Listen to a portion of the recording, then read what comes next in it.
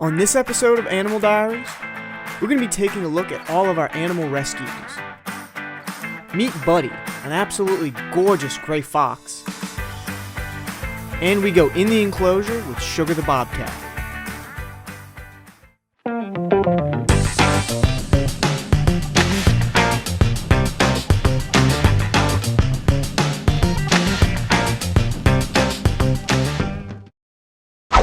When you care for as many animals as we do, you can't just keep them all at home. We have a pretty decent sized chunk of land that's home to many of our animals. We've got chickens, rabbits, and plenty of cows. Come here, bud. Look at that boy. Look at that boy, he coming. Hello, boy. Hello. Hello, friend. Ooh, such a good, oh, you got a fly in your eye. Get that out of here. This is Red. This is our bull, Red. His name is Red Bull. He's a very good boy. As you can see, he's got plenty of good food here. He's coming to munch on. He weighs almost 2,000 pounds, and he's as friendly as can be. He doesn't have horns. These are what's called scurs, which is a leftover part of breeding out horns for many generations. They don't hurt him at all. It's just a little lump on the skin. He's such a good boy. He loves his scratches. Look at how big you are compared to me. You're the size of a car, huh? You're the size of a car, aren't you? Look at that, he's shedding right now. He's got his summer coat. He is such a good boy. Red Bull, please sponsor us. What are you doing, little babies? That's a lot of babies. They're actually pretty friendly. We don't holster any of them, and they just come up to us for food. And since I don't have any food on me right now, they're just kind of keeping at arm's length distance. But very safe, very cute. This is all of our calves for this year. All right, guys, this is our first baby calf of the year. Hello, Cookie. Did you have a baby? Look at how cute he is. That calf was born in just the last hour. Hello, little baby. What are you doing? Welcome. How are you, little buddy? Did you get some milk yet? Did you get some milk yet? Oh my goodness, look at how cute he is. Absolutely beautiful. We don't want to stay too close to him, so we're going to go check out some of the other animals real quick. I've dedicated my life to rescuing and conserving wildlife. I get the privilege of helping injured and orphaned wildlife all the time. Most of the time, you guys get to see me wrangling snakes and catching alligators, but it's important that we work to conserve all of our wildlife, especially our mammals. Alright guys, so this is kind of an impromptu video. Look at this, baby gray squirrel, and he's really bad off. I think he's got an infection on his eye. This is a really impromptu video, but I want to show you guys. So the first thing I always do when I find a little guy like this, hey buddy, I saw him crawling over here, and he didn't look too keen. Still, if you see his other eye, it's still closed. But he's got good energy, and he's not biting, which is normal for a baby. It's a little boy, so I'm gonna give him some water. And look at that, he's super thirsty. Hey buddy, it's okay. Yeah, get some water, buddy. He is really thirsty. One of my favorite rescues were these two skunks that were causing a bit of fuss. And they aren't easy to move. One wrong move and you will get sprayed. But they're so cute. Well, back to the wild with these little guys. I do my best to rehabilitate and release animals back into their natural environments, but sometimes they can never be released due to the constant contact they've had with people. Many animals also build up a reliance on people indirectly, like eating other animals and stealing food from humans. This is Buddy, our absolutely gorgeous gray fox. He was considered a nuisance animal for killing chickens and other small farm animals. Luckily, we were able to catch him and keep him from getting shot. It's sad that so many native animals are being closer and closer to humans, and when they lose their natural environment, they automatically become problems for people. Unfortunately, he can never be released due to relying on farm animals for food 100% of the time. So we're doing our best to give Buddy a happy, safe life. So this is Buddy's enclosure. It's pretty small, but got his tire swing here. He likes to hide food in that during the day, which is really funny. And he's got his little chicken rope. which I put chicken on, and he gets to have fun pulling on the rope to get his chicken. And obviously he's got his platforms. Gray foxes are really, really good jumpers, so they really enjoy having all this stuff to climb around on. He's got his water bowl and his food bowl. We just keep basic fatty kibble in there for him, and it's an unlimited food that he always has access to. And then got his little tire that he likes to run around in. Now we don't want to disturb him too much, but Buddy is in his little box. Let me peek down here. Hey Buddy. Who's a good boy? Don't worry, we're not going to mess with you. See, we don't want to disturb him right now. He's a very shy animal.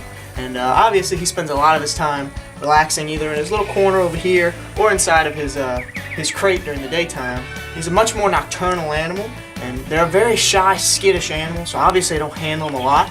He's very, very calm. Now Buddy will actually let me pick him up, but obviously I don't want to do that too much because it really stresses him out. Foxes are very naturally shy animals, and most of the time we just want to leave him alone, bring him a treat every once in a while and hand it to him, and just give him a really relaxed life. We've also got a cat. This is Kitty, our resident farm cat. Somebody dumped him near here, and he got hungry and wandered into one of our live traps. So I let him go in the barn to catch mice and rats, and he's lived here ever since. Good kitty. Yes. For a long time, he wouldn't come anywhere near us. Now, we can't keep him away from us. He's probably the friendliest cat I've ever seen. Hello, kitty. Who's a sweet buddy? Oh, yes, who's my little friend? This is Kitty. He's a little cat that we've got out here, and unfortunately somebody dumped Kitty out here. It was really sad, and eventually he started actually warming up to us. Oh, you want to be put down? You want to be put down, Kitty? You want to be put down? Okay, I'll put you down. He's a good kitty. He likes your scritches. Yeah, he's kind of become our little farm pet, and we feed him and just kind of keep him around. It's kind of sad that he was dumped out here, but he's one of the sweetest cats I've ever met. He's a good boy. Nothing wild about him. Unlike our next cat, she's all wild. For a bobcat, she is super laid back, super sweet, and obviously this is a wild animal, so never try to approach a bobcat. And this is about as close as I want to get because I'm not stressing her out, and she's not scared of us right now. She's just reminding us with that low growl and that hissing, hey, stay away from me. I don't want you touching me. I don't want you messing with me. And obviously if I had food with me, she'd have a little bit more of a positive reaction because she gets really excited when I bring food in with her. She's got those huge claws. Sometimes she'll sit there and knead with her claws, and you can see how huge they are. They're almost like 2 inches long. It's okay. She doesn't like me talking too much. It messes with her. Who's a good girl? You're a good girl. Beautiful animal. It's incredible that these guys get shot, trapped, and hit on the roads all the time. It's really, really sad to see. Obviously, we want to see more bobcats in the wild. They're a beautiful animal, and it's a real shame that she got so used to people. She got so used to stealing chickens that she literally cannot go back into the wild without causing issues for other people. But obviously, we're going to work to give her the best life that we can, the most relaxed life that she can. And she's been really happy lately, so I think we're doing a good job. Sugar was another nuisance animal, mostly feeding on farmers' chickens, sometimes dozens in just a few weeks. Bobcats are some of our main predators in this part of the country besides coyotes, and they're a really, really important species because of this. One of her favorite things to eat are actually quail. She loves to catch quail, and obviously these guys would be hunting all day long, so any kind of stimulation or activity that we can give her constantly makes her life so much better. And she's really, really sweet, and obviously, once again, still 100% a wild animal. And you don't treat these animals like a pet, and I'm a professional. You never go and try and approach a bobcat, obviously, but she's a really special case, and I get the pleasure of taking care of her. It's really awesome.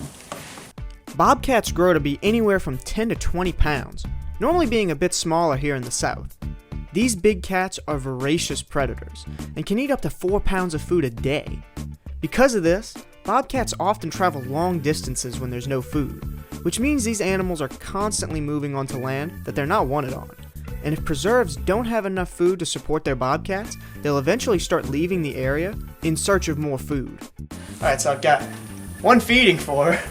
Bobcats will eat almost 4 pounds of food a day, which is pretty sick. That's a sick amount of food for such a small cat. And she loves it. Hello. It's alright, sweetie. I'm just here to leave some food. Boop. Now they see you want to put one on your rope, huh? You're going to want to put one on your rope. Hello. You're not happy. You're not happy because I fed you already. You're not excited about this. Yo, look, chicken. Ooh, look at the chicken. She likes her chicken. Hello. You're a pretty girl. While bobcats aren't a genuine danger to people, they've been considered a nuisance ever since farms appeared in their home range, eating almost anything small enough to kill.